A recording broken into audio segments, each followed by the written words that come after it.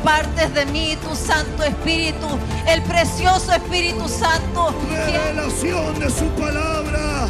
Revelación de su palabra. Porque este lugar es ciudad de refugio.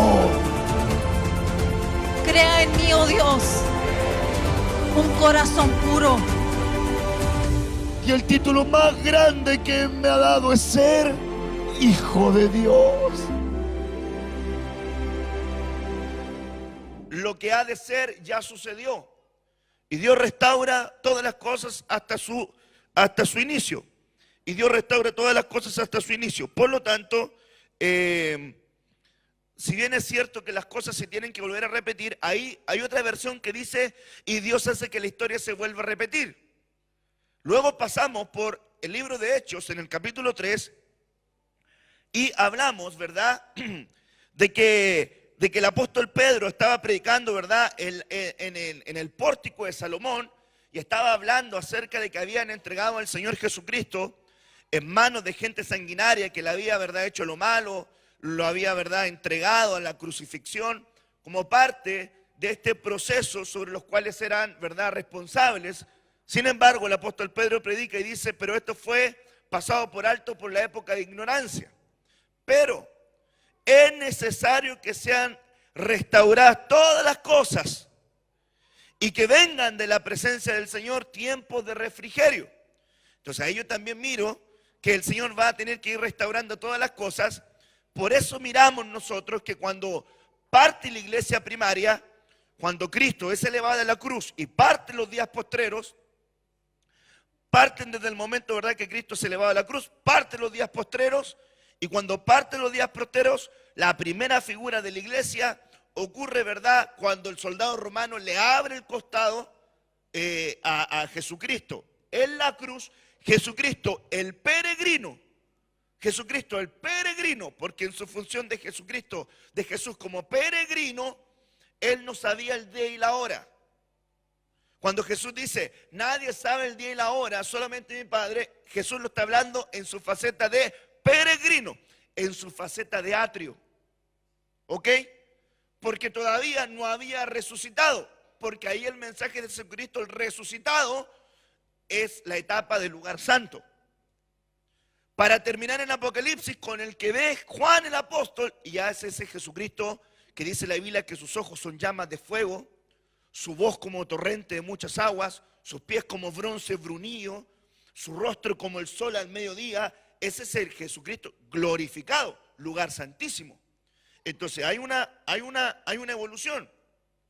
Cuando opera la iglesia y aparece la primera figura, se lanza, ¿verdad?, el costado, y del costado del Señor sale sangre y luego sale agua. Los que estudian biológicamente el cuerpo humano saben que para que llegue a salir agua es cuando ya se ha drenado la sangre. Por lo tanto, ¿verdad?, la Biblia habla de que la amada del Señor es lavada por el lavamiento de la palabra. Y a lo menos usted puede encontrar siete lavamientos, como tal, por si lo quiere ahí buscar. Pero la sangre nos habla, hermanos amados, de esa apertura, de todo este grupo humano de personas que iban a aceptar a Jesucristo, iban a ser redimidos y perdonados por Jesucristo, por la sangre del Señor, e iban a ser consagrados por medio del lavamiento de la palabra. Cuando parte esa figura, parte primero la estación de la iglesia y comienzan a reunirse. Hubo primero, ¿verdad?, en la etapa de peregrino, una desesperanza. Los discípulos, hermanos amados, se esparcieron. El único que se mantuvo fiel en la cruz fue Juan el apóstol, que aun cuando lo estaban crucificando, que Juan, el que le amaba, no se apartó de la cruz.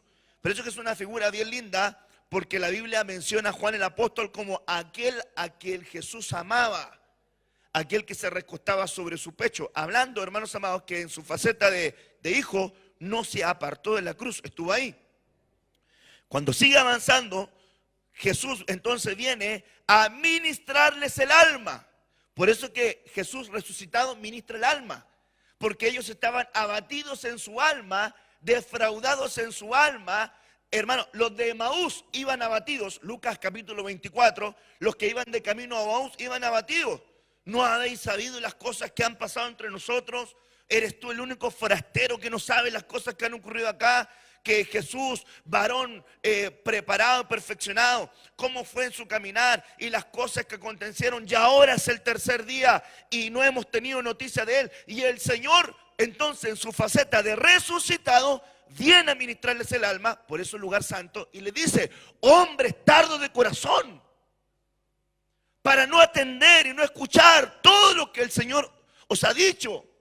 Y debe haber sido una conversación tan nutrida, tan profunda, tan revelada, que la Escritura misma menciona que Jesús le habló la ley, los salmos, los profetas, y en la medida que iban conversando, ellos luego, hermanos amados, reciben la bendición de poder, hermanos, experimentar. Y ellos vieron el lavamiento de la palabra. ¿No ardía nuestro corazón cuando éste nos hablaba? Y luego opera también una de las figuras que estaban latentes. Jesús peregrino parte con la Santa Cena. Jesús resucitado les comparte el pan y el vino. Los de Emaús se les abren los ojos, dice la Biblia, que partieron el pan y sus ojos fueron abiertos y le reconocieron en faceta de ministración al alma. Santa Cena, ministración al cuerpo. Santa Cena, ministración al alma. Pero cuando vemos nosotros, hermanos amados, en el libro de Apocalipsis, el glorificado también venía teñido en su muslo con sangre. Y hablando, hermanos amados, de que ya estaba reservado ese pan sagrado en esa jofaina divina, reservado para aquellos vivientes. ¿Ok? ¿A qué voy con esto? Que cuando Jesucristo empieza a hablar en su faceta de resucitado, le estaba ministrando el alma.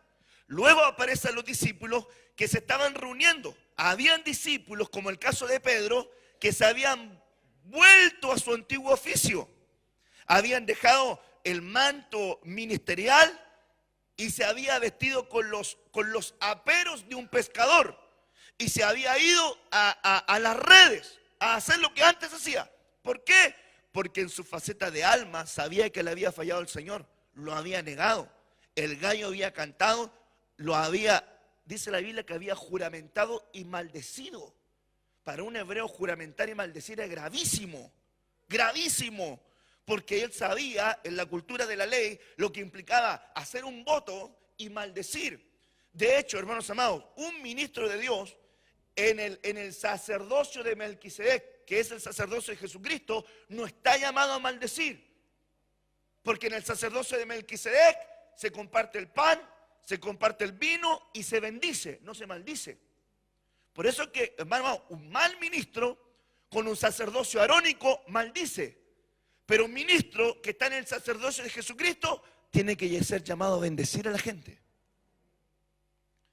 Entonces viene acá y viene el Señor, Pedro se está apartando, se está alejando, y cuando él se aleja, estaban los discípulos reunidos, y dice la Biblia que en su faceta de resucitado, Jesús traspasa. ¿Se acuerdan que traspasa el muro? Y se presenta y le entrega: pasa a vosotros. Que es un mensaje, hermanos amados, que tiene que tener el resucitado. No lo puede tener el mensaje del peregrino, no va a tener el que está solamente un natural, no va a tener el mensaje del resucitado. Un mensaje de una gente resucitada es que tiene mensaje de paz en su boca. Tiene que ser una señal. Por eso Jesús entra y lo primero que dice: paz a vosotros. ¿Por qué le ministra paz? Porque su alma estaba acongojada.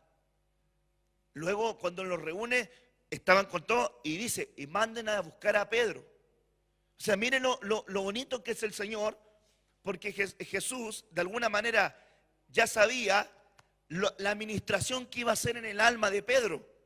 Recuerda usted que luego que lo mandan a llamar, pero Pedro era ya apóstol. Falló, pero era apóstol. ¿Pero por qué lo manda a llamar? Porque en el alma él ya sentía que ese no era su lugar. Por eso es que hay mucha gente cuando defrauda al Señor en el alma se descarría, porque siente que no es tan bueno para estar en los caminos del Señor y se vuelve a su antigua vida. Es decir, se suma para lo malo, no para lo bueno.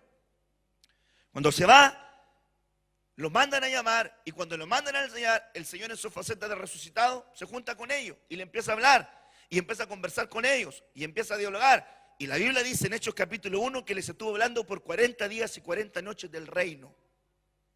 Luego Jesucristo resucitado asciende, y cuando asciende le dice: varones galileos, no os asombréis por cómo este Señor Jesucristo, los ángeles dice, está ascendiendo, porque así como ustedes lo ven ascender, también lo verán retornar. Entonces le dice: como va a retornar, no se asombren. En ese momento ellos tienen que guardar la promesa del Padre, y cuando guardan la promesa del Padre le dicen: tienen que permanecer unidos, juntos. Y se juntan, hermano amado, 120. Habían 380 personas que vieron también ascender al Señor. La Biblia dice que ante la mirada de 500 personas Jesucristo ascendió. Solamente 120 mantuvieron la esperanza del Padre. 380 no lo esperaron. Y 120 en el aposento alto estaban esperando al Señor, unánimes, juntos, partiendo el pan, Santa Cena, teniendo las cosas en común, orando unánimes, esperando, hermano amado, la llenura, la promesa del Padre, que era el bautismo del Espíritu Santo. Luego, hermanos amados, nosotros vemos entonces que comienza la iglesia primaria y comienza Pablo a predicar como gran, hermano amado, gran puntal apostólico. Se levanta en el pórtico de Salomón y comienza a predicar, y se empieza a convertir la gente, 3.000, 5.000 personas. Se levanta Jacobo a predicar. Luego, hermanos amados, lo matan como mártir. Luego se levanta, hermano amado, está Juan el apóstol, comienza a predicar junto con Pablo, junto con Jacobo, junto con Juan. Y comienza, hermano amado, un acérrimo ataque a la iglesia cristiana, y comienzan, hermano amado, algunos ser expatriados y los expanden a otro lugar, y otros se alejan, a otros los matan. Luego viene la etapa de los apóstoles del Espíritu Santo y comienzan los viajes misioneros de Pablo, el primero, el segundo, el tercero. Y hay persecución y los meten en la cárcel y los agobian. Luego intentan quitar la vida también, hermanos amados, a Juan el apóstol. No lo pueden matar porque dice la historia cristiana que le ponen aceite, le prendieron fuego, no se consumió y no lo pudieron matar, y les dio temor. Y le dijeron: a este lo vamos a expatriar, y lo mandaron a una isla. Solo. Otro principio, hermano amado: las revelaciones del Señor más profundas van a venir en los tiempos que tú tengas con Dios solo. Ahí viene acá, y cuando estaba solo, vio una revelación del Señor tan profunda. Pablo dice que él estuvo preparado para hacer para partir en la presencia del Señor. Lo decapitan. La historia cristiana dice que en la isla llamada Ostia lo llevan por un barranco y le cortan la cabeza. Y hermano amado, a otros lo aserraron, a otros los quemaron, a otros los decapitaron. Y así comienza la historia cristiana. Y luego viene una etapa de oscurantismo. Y esa etapa de oscurantismo empieza a operar porque, como se empezaron a esparcir todos los cristianos, el imperialismo romano quiso mezclar, hermano amado, el imperio con la religión. Y se formó la iglesia imperial. Y cuando se forma la iglesia imperial, se empezó a mezclar. Y los cristianos comenzaron a reunirse de manera secreta en catacumbas, y eran perseguidos. Estaba lo que ocurrió con Nerón, empezó a quemar la ciudad, empezaron a quemar cristianos, los tenían como escarnio, los entregaban a los circos, los leones los devoraban, y esa fue la iglesia primaria.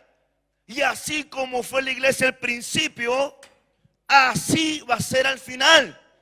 Quiero decirte de parte del Señor que sobre la tierra no van a venir días mejores. Pero la Biblia dice que aunque tinieblas cubren la tierra, sobre ti resplandecerá la luz. Por lo tanto, hermanos amados, la iglesia hoy día no puede estar entretenida en cosas banales. La iglesia tiene que volver a las cosas primeras. Me di esa vuelta larga para poder decirle la etapa del oscurantismo. ¿Por qué? Porque luego comenzaron a desaparecer los ministerios públicos. Entonces se extirparon los ministerios, los apóstoles del Cordero. Comenzaron a proliferar los apóstoles del Espíritu en la dispensación de la época del Espíritu Santo. Muchos fueron muertos. Empezaron a matar apóstoles, empezaron a matar profetas y empezaron a desaparecer el ministerio quíntuple. Y luego empezó a venir una época, la época, hermano amado, del 60, del 70, del 80, del 90.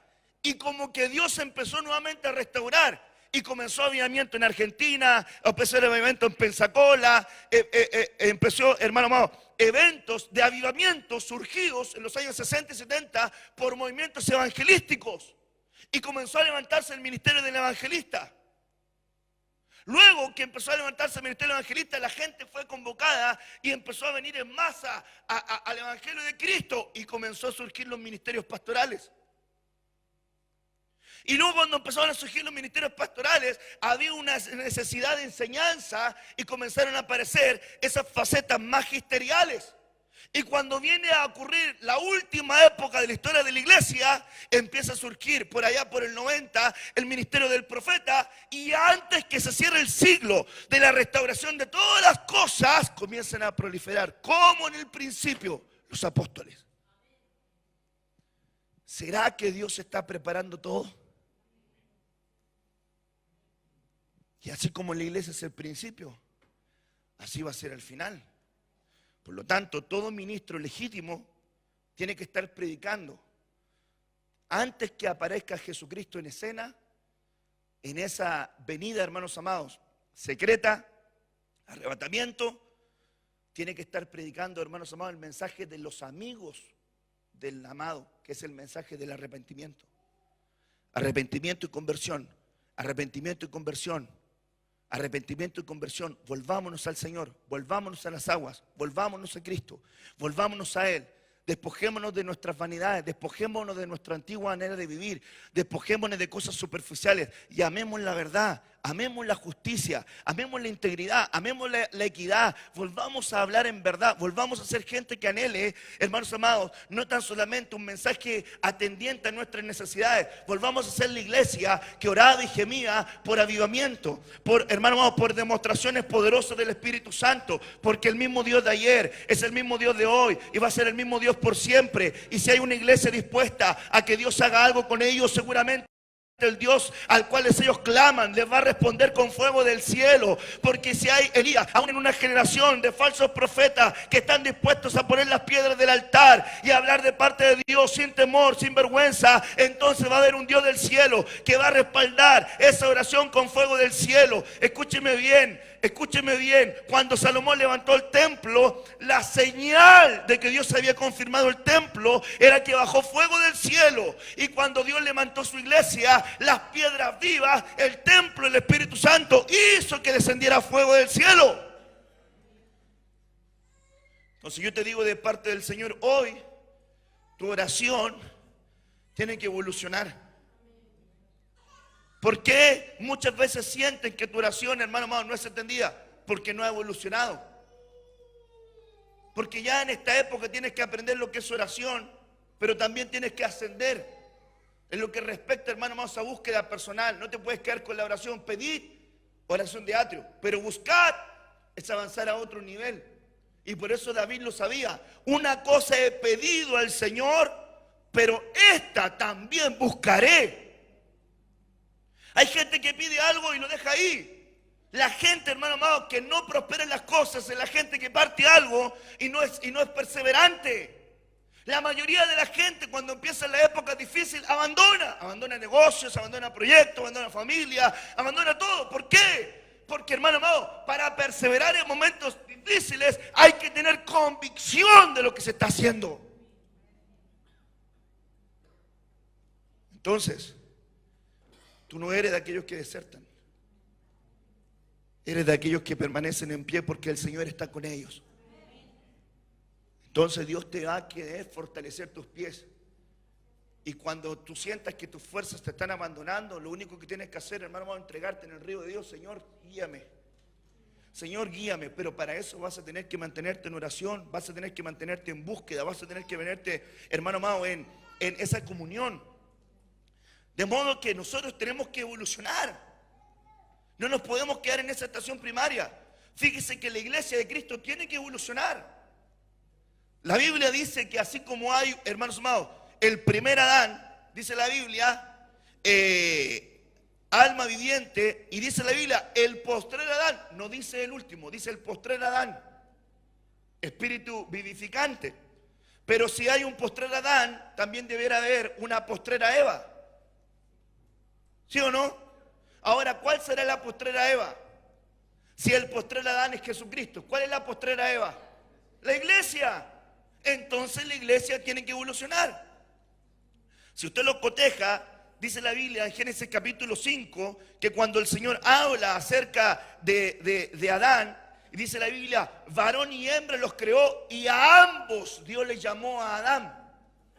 Adán era el nombre que se lo tomaba porque de la tierra habían sido tomados. Primer nombre, nombre de atrio. Pero luego dice la Biblia que le dio un segundo nombre. En Génesis 2 cuando le habla y le dice varona, esa palabra es Icha. Y le dice varona, ¿por qué? Porque del varón fue tomada. Lugar santo, hueso de mi hueso, carne de mi carne, conexión, segunda evolución. Pero el tercer nombre que le da, le dice Eva. Y Eva significa madre de todos los vivientes. Por lo tanto, la última estación de la iglesia, antes que participe del arrebatamiento, es que tiene que dar a luz no murientes, tiene que dar a luz vivientes, porque los vivientes van a participar del arrebatamiento. O sea, hermano, usted para transformarse y evolucionar a vivientes va a tener que ir descontaminándose, va a tener que empezar a luchar, hermano amado, como dice la Biblia, por el apóstol, creo que Pablo dice en el libro de Hebreos, si no me equivoco, dice, porque aún no has combatido hasta la sangre. O sea, aún no has combatido hasta poder vencer todo lo que tiene que ver, aún con toda tu carga genética. Entonces, hermano, yo le voy a decir algo. Yo oro para que Dios me haga un hombre santo. Yo oro para vencer, hermano, día a día el orgullo, la soberbia, la desidia, la pereza, la inmoralidad, la indecencia, el engaño, la falta de justicia. Esa es mi oración. Pido a Dios que me ayude para eso. Yo te insto a que tú le pidas a Dios que haga de tu vida, que haga de tu casa, que haga de tu familia un lugar donde Él quiera reposar. Entonces para eso tenemos que evolucionar. Porque si en la oración puede ser que tú no obtengas respuestas, ¿será que a lo mejor estás pidiendo mal? Pedid y se os dará. Pedid y no recibid, porque pedís mal. Entonces la vemos, dice la Biblia, y sabemos que si pedimos algo conforme la voluntad de Dios, Él nos oye. Y ya aprendimos el domingo que a los pecadores Dios no oye. San Juan capítulo 9. Pastor, yo soy pecador. Sí, pero a través de la sangre de Cristo te ven como justo. Entonces aquí miremos este primer versículo luego de esta introducción. Salmo 34, verso 17. Mire la diferencia. La diferencia notable. Pedid y se os dará. Pedid y no recibid, porque pedid mal. Pero aquí no le dicen, hermano, que no va a recibir. Los justos claman y el Señor los oye y los libra de todas sus angustias.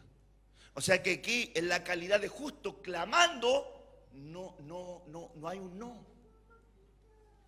Escúcheme bien, en el clamor no hay un no. Ahora, la definición de clamor es un grito. Desde las entrañas, es un grito desde las profundidades más íntimas de su vida, hermano, desesperados porque Dios haga algo. Pero muchas veces nosotros no llegamos a esta estación. Escúcheme bien, cuando hay clamor, aún del mismo infierno, te van a rescatar. Ah, pastor, ¿de dónde se sacó eso? La Biblia dice, si no me equivoco, en el libro del profeta Jonás, si no me equivoco, en el capítulo 2 o capítulo 3, quizás debiera ser el 2, cuando Jonás entra en el vientre del pez, porque no dice que entró en el vientre de una ballena. Eso también se lo inventaron ahí por ahí. Dice en el vientre del gran pez. Algunos escritos hebreos dicen que ese gran pez podría haber sido el Leviatán, porque ese pez tenía acceso al inframundo, y dice la Biblia que llevó a Jonás al Seol. Seol en hebreo es, hermano amado, el infierno. En griego es Hades. En latín es infierno. Pero cuando lo llevó al Seol, dice la Biblia que desde el Seol, desde el infierno mismo, clamó al Señor. Y Él oyó su clamor. ¿Cuánto? 2:1. O sea que aún, hermano amado, en la circunstancia más paupérrima que tú te puedas encontrar, la oración puede ser el primer nivel.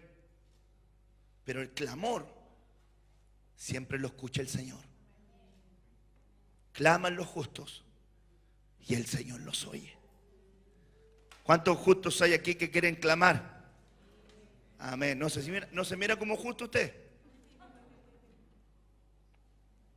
La sangre de Cristo te ha justificado.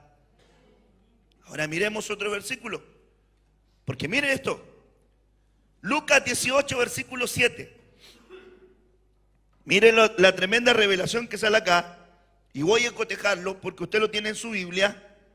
Pero quiero que la busque en su Biblia, por favor. Vaya a su Biblia. Busque Lucas capítulo 18. Lucas capítulo 18. Por favor. Mateo, Marcos, Lucas. Y está antes de Juan. Entonces usted va a buscar Lucas capítulo 18. Y se va a dar cuenta el título. En su Biblia, ¿qué título tiene ese capítulo? Parábola de la viuda y el juez injusto. ¿Hay alguien que tenga otro título en la versión de la Biblia que tenga? Enseñanza de la viuda persistente. Ahora mire qué interesante es, porque el clamor implica persistencia. Y ya yo le enseñé un versículo el día domingo de la oración constante. Pero aquí estamos hablando del clamor persistente. O sea que las dos facetas de oración y de clamor no pueden ser, hermano amado, temporales. Tienen que mantenerse. Hay gente que empieza a orar por algo y se cansa a mitadita de camino. ¿Por qué? Porque se desesperan. Porque en su mente quieren resultados así. Como las generaciones son de resultados rápidos, toda la comida rápida, la respuesta rápida, todo rápido. Entonces ellos piensan que Dios va a actuar al tiempo de ellos. Entonces ellos, voy a orar. Ay, ¿por qué no me responde? Porque Dios no anda a tu tiempo. No va a andar a tu tiempo. Dios es Dios. No te va a estar pidiendo permiso. No te va a estar pidiendo a ti perdón. Dios es Dios. Y Dios tiene su tiempo. Pero tú tienes que sujetarte al tiempo de Dios. Entonces mire, también le refirió Jesús una parábola sobre la necesidad de orar siempre y no desmayar. Ponga atención, por favor. Aquí habla el Señor de qué cosa? De oración. ¿Sí o no? Ok. Y el versículo 7 que estamos leyendo, ¿qué dice? Que claman. O sea que esta viuda había evolucionado de oración a clamor. Es decir, que no le vino la respuesta de Dios en la etapa solamente de oración, sino que la respuesta de Dios le vino en la etapa de clamor. Qué interesante. Y él mismo lo quiso por algún tiempo, pero después de esto dijo de entre sí: aunque ni temo a Dios, ni tengo respeto a hombre, sin embargo, porque esta viuda me molesta, le haré justicia. No sea que viniendo de continuo me agote la paciencia. Ponga atención en esto, viniendo de continuo. Viniendo de continuo. ¿Qué es lo que hacía esta mujer todos los días? Se levantaba y ¿a dónde iba? ¿Dónde los jueves? Venía acá y venían del jueves y le decía, ¿quién es? Soy yo. ¿Qué vienes a buscar? A ti. ¿Me vienes a golpear? ¿Qué quiere usted? Vengo a pedir por mi causa. Ya le dije que no, váyase. Listo. Al otro día se levantaba, venía. ¿Quién es? Soy yo. Ya te dije que no. Listo, mañana nos vemos. Al otro día. ¿Se acordó de mí? Sí. ¿Y qué te dice? No, todavía no hay noticia. Ya me voy, nos vemos mañana. Y dice la Biblia, y viniendo esta mujer de continuo. Escúcheme bien. La perseverancia tiene encapsulada la respuesta de Dios que tú necesitas. Persevera. Persevera. Persevera. Porque cuando tú no estás viendo las cosas, tú puedes dejar de perseverar. Ahora, mire que no tengo algo aquí que me sirve para ejemplificar esto. Voy a tomar esta silla y fíjese que en su mente usted se va a imaginar que esto es una vara, un arco. No me acuerdo la figura que ocupa. Creo que un arco. Cuando uno no ve los resultados, se desalienta, deja de perseverar. Viene el profeta Eliseo y le dice a este hombre que está con él, le dice, estamos rodeados. La gente nos tiene rodeados y no vemos la salida, no tenemos una oportunidad para salir. Entonces le dice, toma el arco y lanza una flecha. Toma el arco y lanza una flecha. Lánzala. Y sale la flecha por la ventana. Y el profeta le dice, saeta de salvación de Jehová. Ahora golpea el piso. Este hombre que estaba escuchando la voz de su cobertura, del profeta, no veía nada. Escúcheme bien, el profeta estaba sentado, le estaba hablando, haz esto. Y él hacía eso y no veía nada. Tírate una flecha, tiró la flecha y no veía nada. Luego vio que estaba solamente rodeado y que no tenía ninguna puerta de salida. Y luego le dice el profeta a este hombre, ahora golpea el piso. Y este no veía nada. Y empieza así. No veía nada. No veía nada. No veía nada. Se cansó, dejó de golpear. Y el profeta le dice, ¿por qué dejaste de golpear? Porque golpeaste solamente 3 veces. 3 veces vencerás. Pero si hubieses seguido golpeando, nunca más te hubieses enfrentado a tus enemigos. Te voy a decir algo. No ceses de golpear la puerta del Señor. No te canses. No te canses. Aunque no veas los resultados en el momento que Dios te está diciendo, haz esto, ya lo estoy haciendo, Señor. Haz esto, ya lo estoy haciendo. Haz esto, no lo estoy haciendo. Porque aunque tú no veas nada, no quiere decir que el Señor no esté mirando lo que tú estás haciendo. La gente se frustra porque se cansa. Y es normal. ¿Sabe por qué uno se cansa más fácilmente? Cuando está peleando las batallas solo. Generalmente la gente que pelea sus batallas solo se cansa más rápido.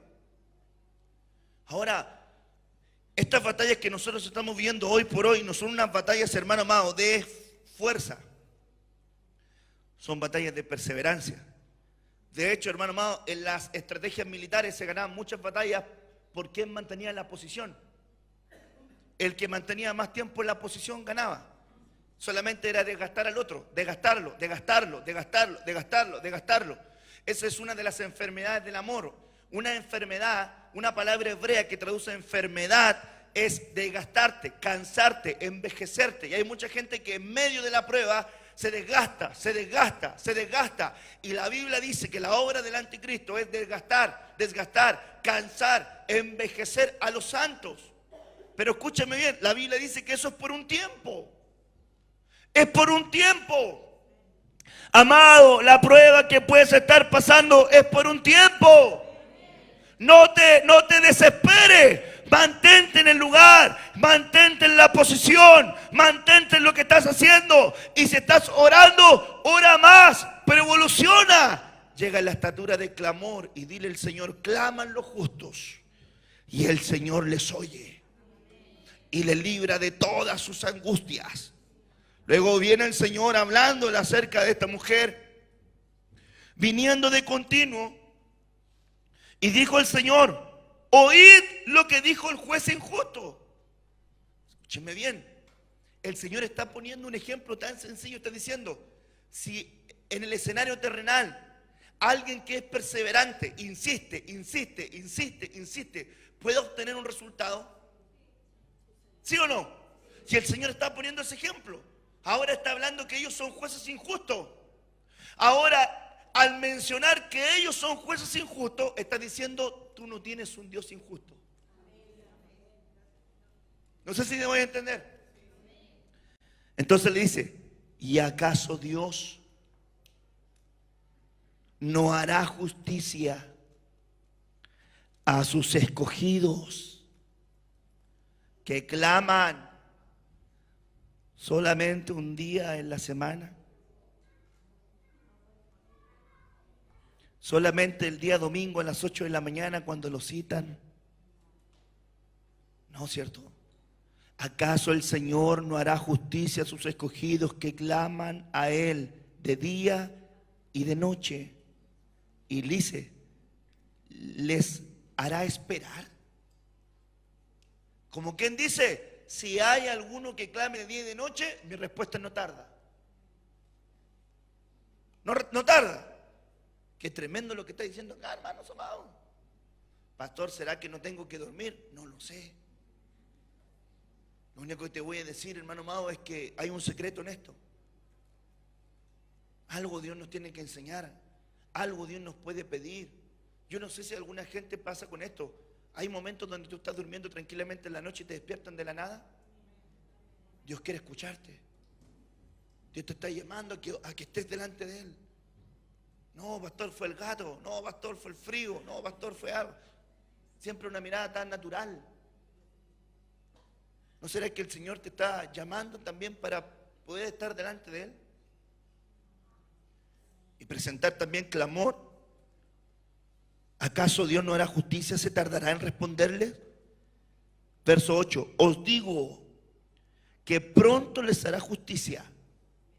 Y luego dice: pero cuando venga el Hijo del Hombre, ¿hallará fe en la tierra? Qué tremendo es esto. Porque, hermanos amados, nosotros para participar de ese día glorioso tenemos que tener fe. Tenemos que tener fe. Y no una fe intelectual, porque hay gente que dice: no, sí, la fe. ¿Qué es la fe? La certeza de lo que se espera, la convicción de lo que no se ve. Hermano, se sabe de memoria el versículo. Pero, vívalo. Viva lo que dice que cree. El Señor es mi pastor, nada me faltará. Viva las promesas del Señor. Ore a Él, es su palabra. Son sus promesas. Es su palabra, son sus promesas. No lo dijo ningún hombre, lo dijo el Creador de los cielos y de la tierra. Y la Biblia dice que no habiendo nadie más grande que Él por quien jurar, Él juró por sí mismo que iba a bendecirte. Dijo: para que esta promesa no quede inconclusa, no hay nadie más grande que yo. Porque lo único que no conoce Dios es un Dios más grande que Él. No hay nadie más grande que yo. Y como no conozco a nadie más grande que yo, voy a jurar por mí mismo que esta palabra, que estas promesas se van a cumplir. ¿Para quiénes? Para los que creen. O sea que Dios te está llamando a tener fe. Dios te está llamando a tener fe. Aló, Dios te está llamando a tener fe. Y la Biblia habla de esto. Porque a veces nosotros podemos pensar: clamar, dice, claman los justos, el Señor les oye y les libra de las angustias.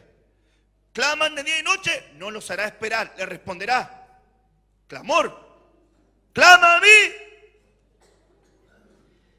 y yo te haré esperar. Clama a mí y yo te dejaré en visto. ¿No, cierto? ¿Qué dice ahí? Clama a mí y yo te responderé. Pero ponga atención, que en la respuesta Dios te va a entregar la enseñanza. Clama a mí, yo te responderé. Pero no quiero que te quedes con la respuesta. Quiero que aprendas la enseñanza que te quiero entregar. Porque hay mucha gente que espera que Dios le responda, pero no aprendió la enseñanza.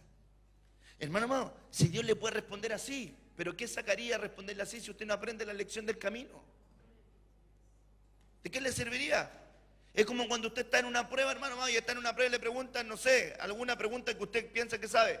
Explique acerca de esto. Y usted está ahí, y de repente le hacen la pregunta y no sabe. Y le dice, dime la respuesta. Y le dicen, tanto. Y usted la nota. ¿Aprendió algo? No, copió. No aprendió nada. Y el Señor no quiere eso para usted. Dios quiere que usted aprenda. Clama a mí y yo te responderé. Y te enseñaré cosas grandes y ocultas que tú no conoces. Esta palabra, clama, es grita. Llama. Yo te responderé. Esa palabra hebrea responderé es yo voy a intervenir. Esa palabra hebrea que ocupa es yo me veré obligado. Yo me veré obligado a entrar en escena. Mire qué interesante. Yo te entregaré la respuesta. Me voy a dar por notificado. Qué tremendo. Te revelaré, te enseñaré, te anunciaré, te informaré, te explicaré. Vas a quedar claro con aquello que necesitas.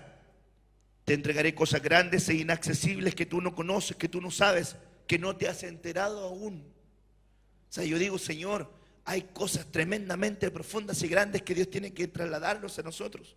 Escúcheme bien lo que le voy a decir.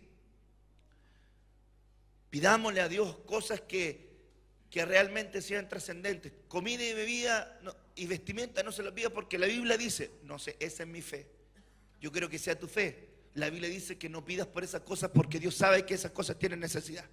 Yo sé que a usted no le va a faltar nunca para comer. Yo sé, no le va a faltar a usted nada para comer a usted, ni para vestirse, ni para sus hijos, ni para sus generaciones, porque la Biblia dice, joven fui y he envejecido y no he visto justo desamparado, ni que su descendencia mendigue el pan. Así que te digo de parte de Dios, ni a ti, ni a tus generaciones te va a faltar el alimento, ni el vestido, porque Dios prometió que Él era tu pastor y que eso no te iba a faltar. No pida por eso, Dios sabe que eso se lo tiene que dar. Pero Dios te está preparando a ti para una temporada diferente. Y como te está preparando a ti para una temporada diferente, Dios espera más de ti. Yo me acuerdo que una vez vi una película.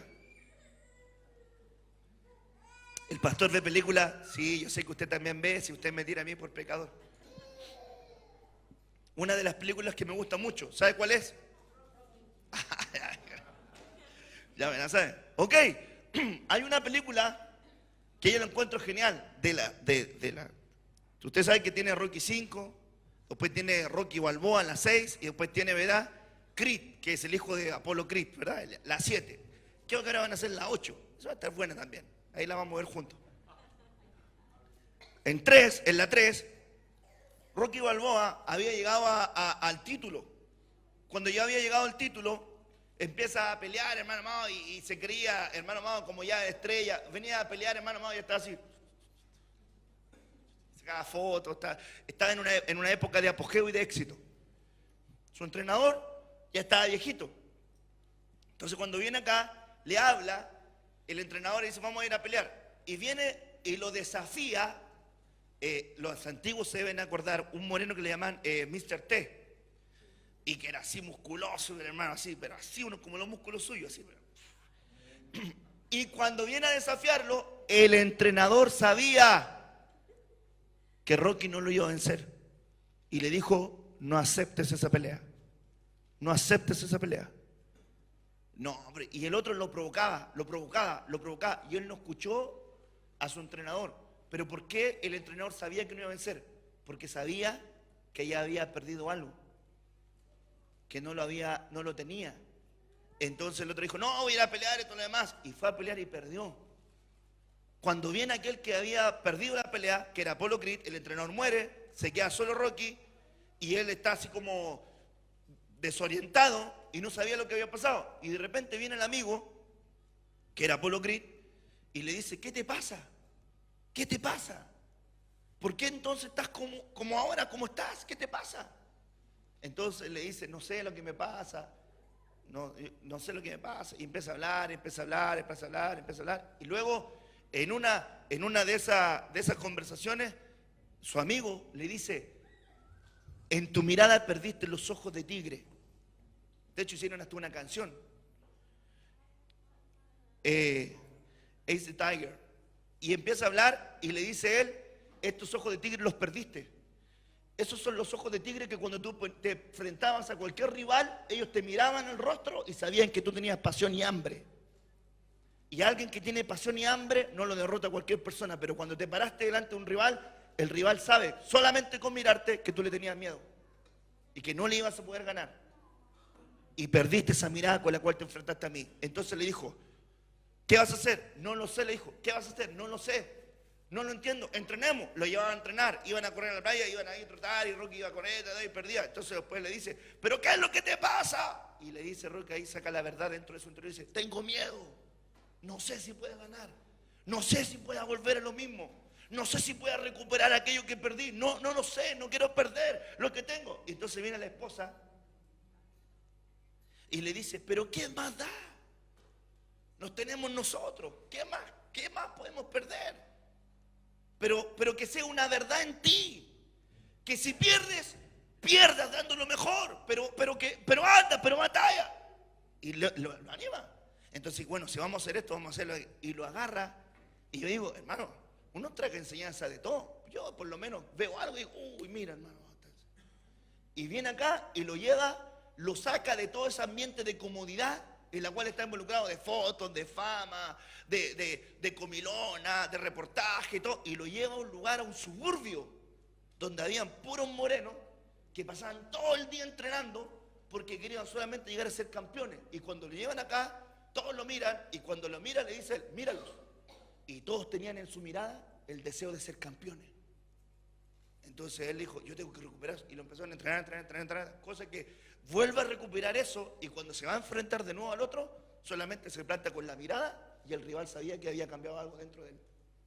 Por eso es que realmente, hermanos amados, cuando hablamos nosotros de poder conocer las promesas de Dios, tenemos que entender de a dónde nos hemos caído, qué es lo que nosotros hemos perdido, por qué dejamos de clamar, por qué dejamos de buscar, por qué dejamos de esforzarnos, cuál fue la pasión entre nosotros que se acabó. Escúcheme bien, yo digo, y le he dicho esto a mucha gente que predicaba o enseñando, se lo enseñé a mi hermano desde chiquitito. Cuando lo llevaba a la iglesia a orar, íbamos a orar, le decía: tú siempre mantente en esto, siempre mantente en esto, siempre mantente en esto.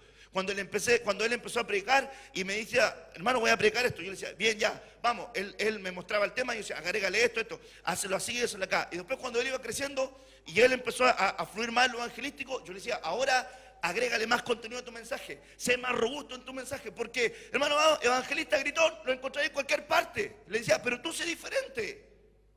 Agrégale enseñanza, agrégale doctrina, sé diferente. Y no te canses, no te acomodes a la oposición. Porque uno de los peligros más grandes de la gente es cuando se acomoda a lo que tiene. Porque cuando se acomoda a lo que tiene, y Dios sabe este peligro, porque la gente se rinde a la desesperanza, se rinde a las circunstancias, se rinde al problema, se rinde a la enfermedad, se rinde al fracaso. Pero usted no puede ser así. No te puedes rendir ante la adversidad. ¿Por qué? Porque si tu Dios, hermano amado, está arriba en los cielos, si Jesucristo se levantó de entre los muertos, entonces tu ADN es para que te vuelvas a levantar, para que te vuelvas a levantar, para que te vuelvas a levantar y no te dejen derrotado. Entonces tienes que mirar en tu interior que eres más que lo que eres hoy. En ti hay un hombre de fe. En ti hay una mujer de fe. En ti hay alguien de promesas. En ti hay alguien de llamado. Dentro de ti hay alguien que tiene promesas abiertas en los cielos. Dentro de ti hay generaciones de bendición. Dentro de ti hay promesas eternas. Por lo tanto, no te puedes rendir. No te puedes rendir. Pastor, es difícil. Nadie te ha llamado para cosas fáciles. Nadie te ha llamado para cosas fáciles, porque si fueran fáciles, lo harías tú solo. Y Dios se va a encargar de ponerte cosas muy difíciles para que Él se asegure que tú no tengas la tentación de querer solucionar tú las cosas. Porque, como son cosas difíciles, Dios se va a asegurar que Él va a tener que estar involucrado. ¿Para qué? Para que cuando venga la tremenda respuesta de Dios, se asegure que toda la gloria, que toda la honra, que toda la alabanza, que todo el tributo, que todo el honor es para Él y solamente para Él. Y nunca hay en ti un pensamiento de que por mis fuerzas lo hice. Por eso clama. Recupera lo que está dentro de ti. Recupera lo que Dios puso dentro de ti. Recupera aquellas cosas que dejaste de hacer. Pastor, dejé de orar, vuelvo a orar. Pastor, dejé de leer la palabra, vuelvo a leerla. Pastor, dejé de buscar el rostro de Dios, vuelvo a buscarlo. Vuelvo a tener la pasión, vuelvo a tener la pasión, vuelvo a tener la pasión, vuelvo a tener el hambre, vuelvo a tener el deseo de querer ser útil en las manos de Dios, vuelvo a tener el deseo de querer ser un instrumento de bendición en las manos de Dios, vuelvo a tener esa pasión de ser un joven lleno de la gloria de Dios, lleno de la pasión de Dios, vuelvo a tener el deseo de levantarte de la condición paupérrima en la cual te encuentres y quieres ser, hermano, útil en las manos de Dios. No te conformes con ser mediocre. Dile al Señor que quieres ser útil en sus manos. Y demuestra que tienes esa hambre para que Dios te ponga en lugares que tiene reservados para ti. Entonces recuerda esto.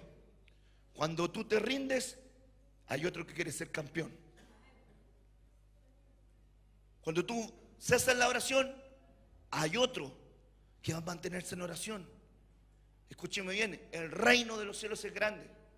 Y Dios tiene la oportunidad de darte distintos lugares para que puedas trabajar en la viña del Señor. Pero escúcheme bien, si el Señor demora un poquitito, hermanos amados, si el Señor demora un poquitito y los que estamos acá seguimos el curso natural, siguen saliendo más canas, seguimos envejeciendo, los niños chicos siguen creciendo, los niños son adolescentes, los adolescentes son jóvenes, los jóvenes se casan y forman familia. Entonces, amados, podemos decir que la esperanza está en Dios, pero tú eres el recurso de Dios para esta comuna. Joven, ¿me estás escuchando? Tú eres el recurso de Dios para la época que viene. Tus hijos, tus generaciones. Tú eres el recurso de Dios para Argentina. No te puedes rendir. No te puedes entregar. No puedes bajar la guardia. Y tienes que llevar a tu esposa, a tus hijos a entenderle, a sembrarle, pero tenemos que estar. Mi amor, vamos a ir, vamos a estar, vamos a orar, vamos a buscar, vamos a ayunar, vamos a buscar, vamos a ir, vamos a buscar, porque eso hace que la gente sea diferente. Eso hace que la gente sea diferente. Una de las cosas que tiene que hacer usted es perseverante. Yo soy una persona perseverante. Gracias doy a Dios que me dio esa perseverancia. Y me voy a estar hasta que se termine aquello a lo cual Dios nos llamó a hacer. Pero no me voy a rendir. Y no me voy a rendir, ¿por qué? Porque no quiero llegar a la presencia del Señor y que me diga Dios, no diste todo lo que tuviste que dar. Voy a dar todo, voy a intentar todo, me voy a esforzar todo. Y si no prospero en eso, por lo menos voy a tener la tranquilidad que di todo lo que pude dar. Pero no le voy a echar la culpa, hermano amado, al camino, no le voy a echar culpa a las circunstancias, no le voy a echar culpa al hermano, a la hermana, no le voy a echar culpa al clima, al frío, al calor. No, esas son respuestas de gente simple. Tú no eres así. Usted no es así. Usted no es así. Tú no eres así. ¿Crees que Dios puede hacer algo contigo? Créelo, Dios lo va a hacer. Si tú crees, Dios lo va a hacer. ¿Crees que Dios tiene promesas grandes para tu casa? Créelo. Que nadie te diga lo contrario, créelo, camina en eso. Y digo, si Dios lo dijo, Dios lo hará. Si Dios lo dijo, Dios lo hará. Se levante tu esposo y que no crea, tu mujer, mantente creyendo. Se levanta tu esposa que no cree, tu varón, mantente creyendo. Y cuando tus hijos te digan, papá, yo quiero hacer esto, no le digas, no, yo no creo que no. Sí, hijo, si tú crees que Dios puede hacer eso contigo, Dios lo va a hacer. Pero usted no tenga un discurso de fracaso, no tenga un recurso en su boca de mediocridad. ¿Por qué? Porque la Biblia dice, clama y yo te responderé. Clama a lo justo y Él responde. No se va a tardar en responderle. No se va a tardar en responderle.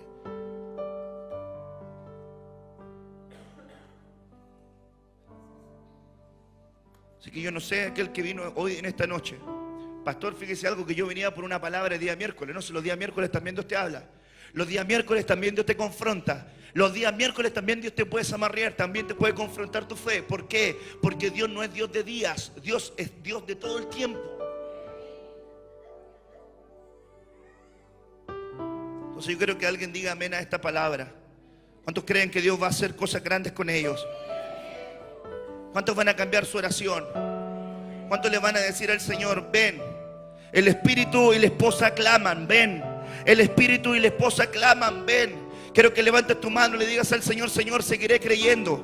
Señor, seguiré creyendo. Padre, me ha tenido en las cuerdas, me han tenido en las cuerdas de la enfermedad, me ha tenido en las cuerdas del problema, me ha tenido en las cuerdas del problema financiero, me ha tenido en cuerdas estas circunstancias con las cuales batallo con mi alma, batallo con la mentira, batallo con la enfermedad, batallo con el dolor, con la angustia, con el orgullo, con la inmoralidad. Pero hoy tu palabra me dice que a través de la oración, a través del clamor, a través de la búsqueda, tú me puedes dar victoria. Y yo creo que tú me vas a dar victoria, Señor. Escúcheme bien, la palabra de Dios dice que Dios no es hombre para mentir. Pero solamente quiero que se aprenda esta frase: Dios no es hombre. Diga conmigo, Dios no es hombre. Dígalo fuerte, Dios no es hombre. Y como no es hombre, no está sujeto a los límites de los hombres. Dios es espíritu. Y donde está su espíritu hay libertad. Por lo tanto, Él te puede dar libertad de tu enfermedad. Te puede dar libertad en tu situación económica. Te puede dar libertad en los problemas familiares. Te puede dar libertad en cualquier circunstancia. Pero no me venga a decir usted que su problema tiene más poder al cual yo sirvo, al Dios al cual tú sirves. ¿Por qué? Porque estás demostrando con ese lenguaje que no crees que Dios tenga el poder sobre todas las cosas. ¿De qué forma lo va a hacer Dios? Ni idea. Pero si la Biblia a mí me dice que no se tardará en responderles, quiere decir que la culpa no está en Dios. Quiere decir que yo no estoy haciendo algo que tengo que hacer. Pastor, yo he orado, ore más. Pastor, yo he ayunado, ayune más. Pastor, yo estudio la palabra, estudíela más. Rompa sus propios límites y vea cómo Dios sale en ayuda suya. Y si así no fuese, te va a quedar una tremenda satisfacción delante de Dios cuando te presentes delante de Él.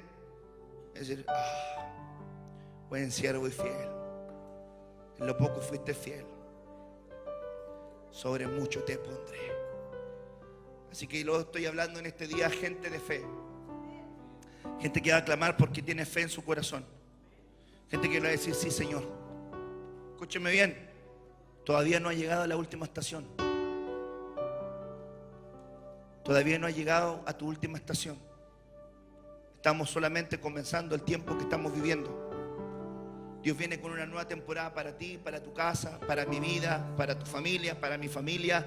Y va a venir esa temporada y va a traer bendición a todos nosotros. Escúchame bien, va a venir una temporada que va a activar un tiempo de bendición para todos nosotros.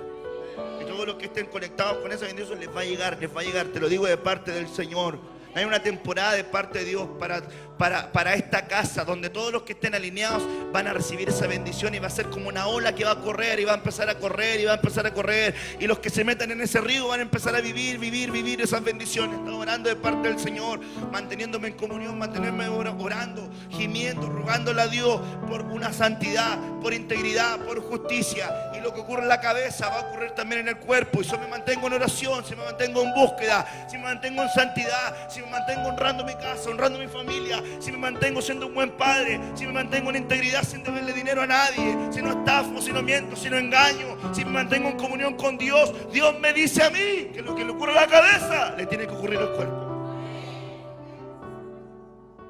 Entonces hay promesas para ti, hay promesas para tu vida. Entonces hay que caminar las cosas que a Dios le agradan. Entonces tienes que ir por esa milla extra. Amén. Así que vamos a clamar a Dios. Pastor, ahora no. Ya tiene bastante en su corazoncito. Pero tu Padre que te ve en los secretos, Él te va a recompensar en público. Así que tienes que irte con esta palabra en tu corazón, llevártela y activarla, porque Dios desate lo que tienen que desatar en tu vida. Amén. ¿Cuántos dicen amén a eso?